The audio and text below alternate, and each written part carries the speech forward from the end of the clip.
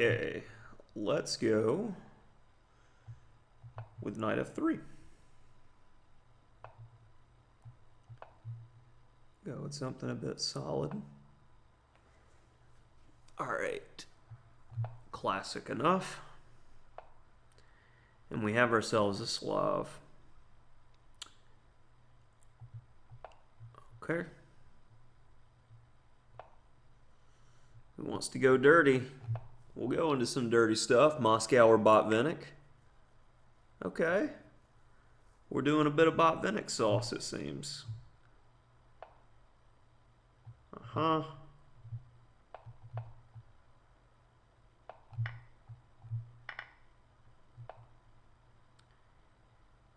And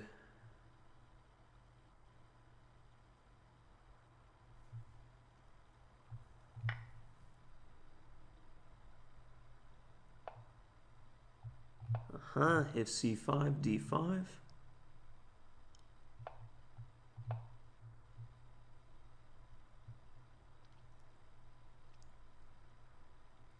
Normally queen b6, bishop g2, castle queenside, castle kingside. I don't know that one. So I'm gonna go h4 because unless this is some super interesting theory that I've never seen before, I think I'm just okay there. So we'll keep it going.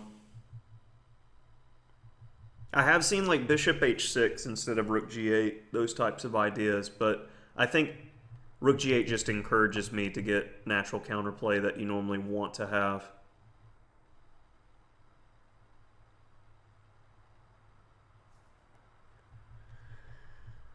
All right.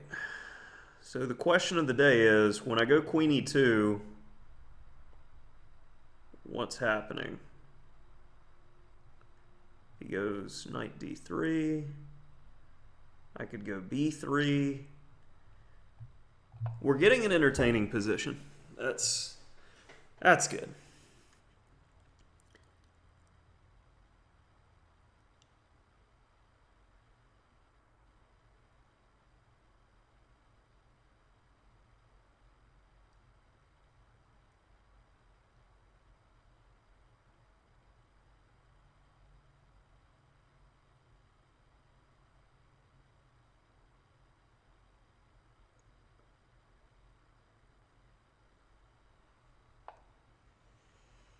Expected.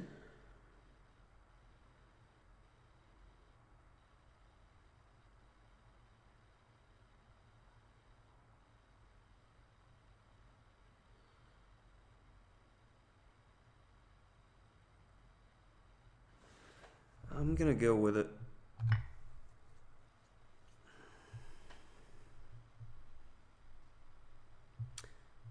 And this type of stuff looks menacing. And endgames are not going to be the friend of black. So, feeling good about our prospects here in this position.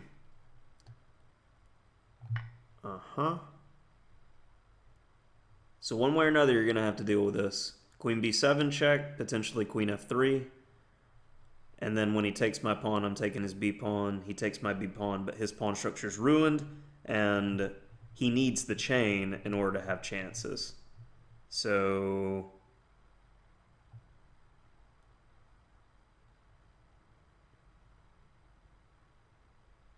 I'm going to welcome the ending. If he takes on e6 now, there's probably some queen a8 and knight takes b5, so that makes sense. If b4, I have e7. And if pawn takes e6, I have knight takes b5. Or I may have f7 straight away.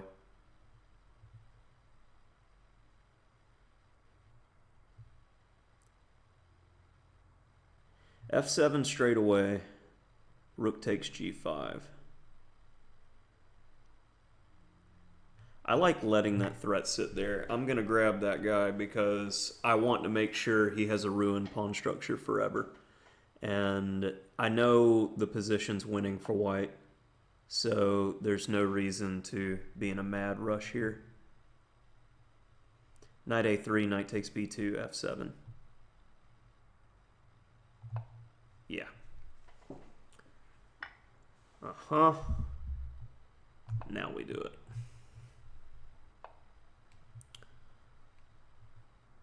Missed that. Missed that completely. So if I go king here, he takes my bishop, I take on c4. Okay. Didn't expect that.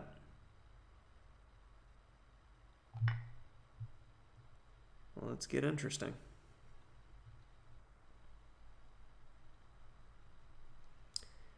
Undermining the defense of the rook. Mm-hmm.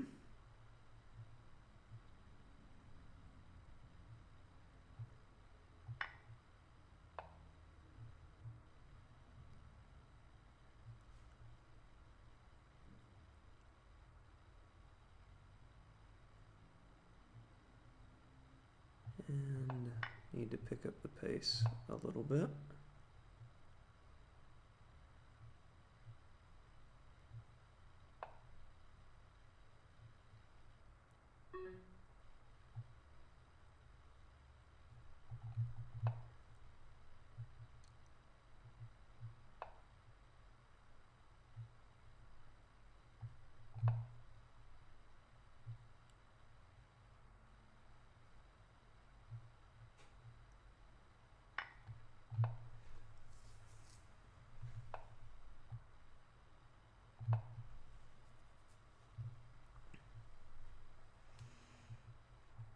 H-pawn's always something he has to worry about.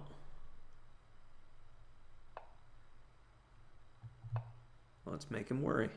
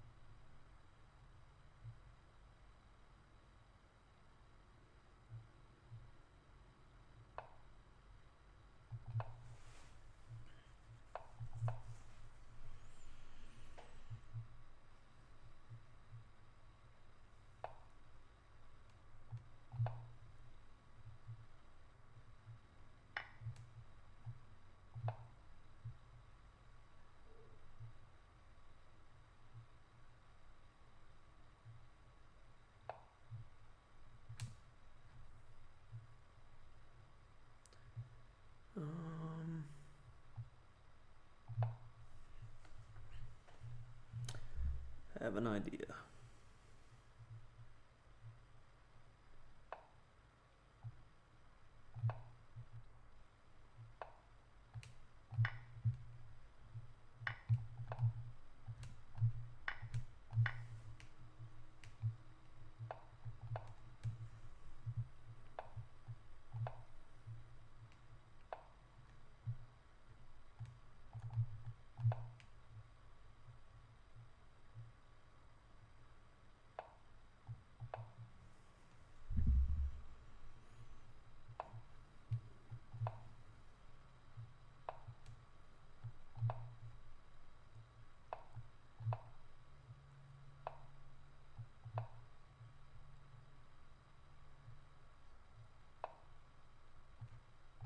There we go.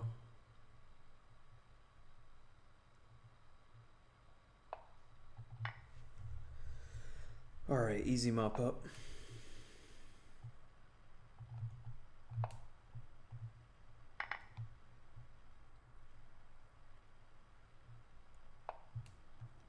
Nope.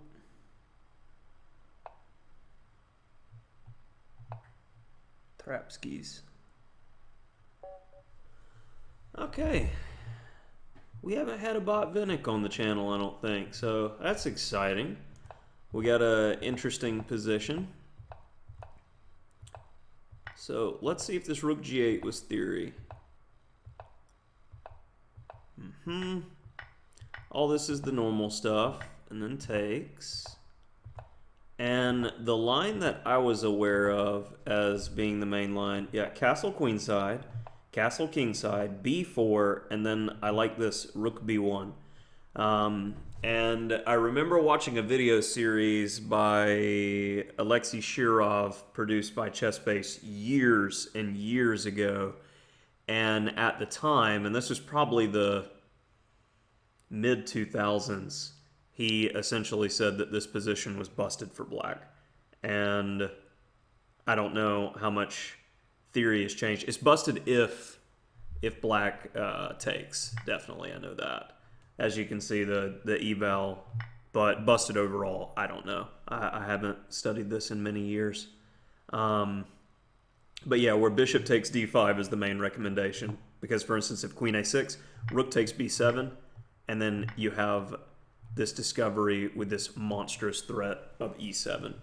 So that was the line that I had in my mind's eye as we were playing the game. But as soon as he goes rook g8, okay, my instincts were right with h4, with castles, with queen e2, with d takes e6, and not queen f3. This was my first inaccuracy.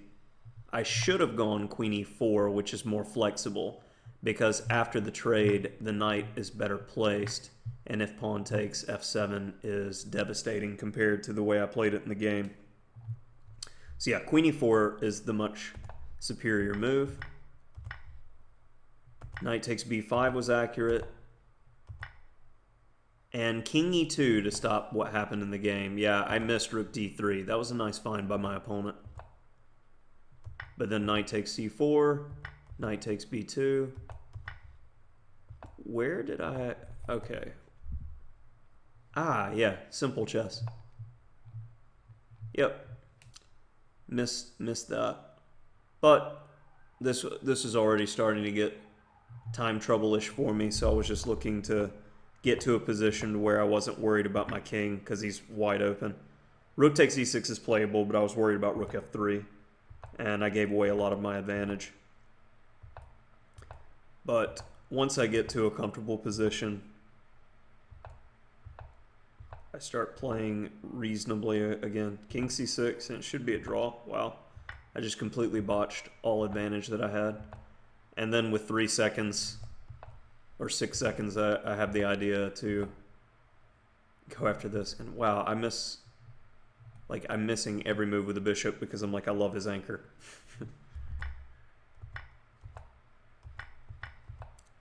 And now it's don't flag. With this move, I'm looking for f5 with check. c2 was a little bit presumptuous, I think. And probably the best shot is going for this. But the thing that you have to see is the bishop can watch the queening square as my king comes up, and then you have a winner. But I get the sneaky bishop c1 to seal in the flavor of the rook on a1, and he not going anywhere. And that's that for this one with a flavorful Botvinnik Slav.